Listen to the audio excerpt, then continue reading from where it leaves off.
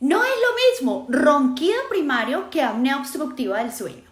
Tenemos en el ronquido primario una obstrucción del paso del aire por relajamiento de los tejidos y que es menor al 40%, mientras que en la apnea obstructiva del sueño tenemos un impedimento del paso del aire casi total.